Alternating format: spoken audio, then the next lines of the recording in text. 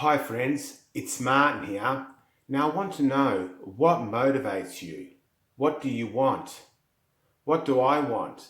Well, I actually asked this question to myself today, and the answer I came up with applies 2,000 years ago, it applies today, and I think it will apply in 2,000 years' time. It applies whether I'm the cleaner of a company or whether I'm the CEO of a company. It applies whether I've got poor health or whether I've got good health. It applies whether I've got great relationships or I've got poor relationships. And it applies whether I have no money or whether I'm a billionaire. It doesn't matter. The answer is the same. What we all want is to feel good, to avoid pain and experience pleasure. It's as simple as that. Now, how do we feel good? Well, I think there's two ways to feel good. Number one is by consuming, and number two is by producing, or obviously you can do a bit of both. So when I talk about consuming, that's about taking something, maybe eating food, drinking alcohol, doing drugs, consuming content like what's on social media, like this video that I'm producing now, watching a movie where you're being entertained or educated. And producing is about adding value to others. It's about doing or creating something physical or some content that entertains or educates people or solves a problem that they have. So there you have examples of consuming and producing. And in terms of production, for me personally, I just want to inspire and empower people to take charge of their life and improve it, to share what I've learned, how I've overcome setbacks, challenges and obstacles. I want to give back. I want to pay it forward. I want to make an impact in this world. That's what makes me feel good. I want to do what I love, and all those things do make me feel good.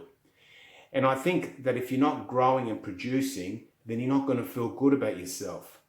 Do you agree with this? If you do, please say so in the comments below. And I know that if I stay comfortable and I settle, then that's a problem in itself, because I believe our comfort zone is our danger zone, because inside our comfort zone, there is no growth and there is no fulfillment, and it's actually painful staying in your comfort zone long term.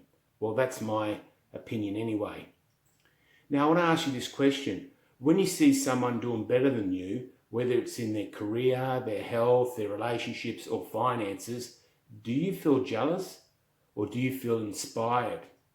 If you feel jealous, then chances are you're going to try and cut them down so that you can feel significant about yourself. But if you feel inspired, then you're more likely to follow them, to learn from them and do what they do, and they're going to become a role model for you.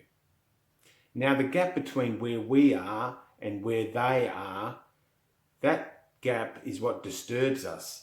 And that's great, because that's what's going to motivate us and drive us to move forward and get to the next level. So it's important to tell ourselves the truth, that we can become more, we can do more, and we can share more. And by doing so, we can inspire others to do the same. And that's what I think life's all about. It's about realizing our full potential. And we do that by learning from those around us. And that's why it's important to hang around people that are a few steps ahead of you. So what are your thoughts? Do you agree with what I've just said? Or do you think sitting back and relaxing long term is good for us?